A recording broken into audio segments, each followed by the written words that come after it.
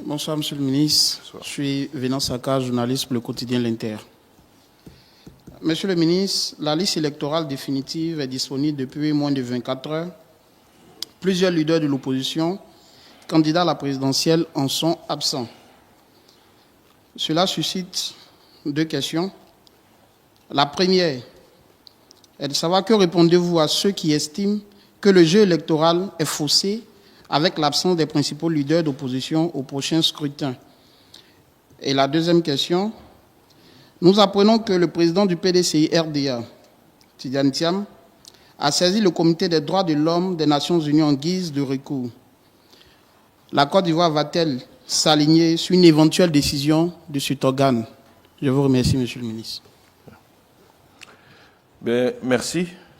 J'ai eu l'occasion à plusieurs reprises ici de vous dire que le président de la République a bâti un état de droit et cela a commencé par la mise en place des différentes institutions de la République.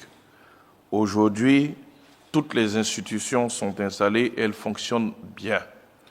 Et ce qu'il est convenu, c'est que toutes les questions qui relèvent du fonctionnement d'une institution lui soient adressées.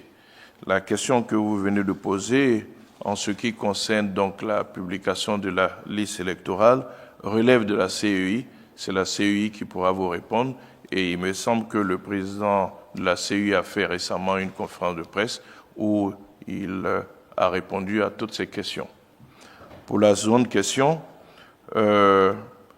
il est normal qu'un citoyen donc, puisse saisir toutes les juridictions qu'il pense pouvoir saisir. Nous apprécierons une fois que les conclusions auront été rendues. Ce n'est pas la première fois que des institutions internationales sont saisies. La Côte d'Ivoire est un État souverain. C'est vrai que la Côte d'Ivoire est signataire de beaucoup de conventions et sait respecter ces conventions tant qu'elles n'empiètent pas sur notre souveraineté.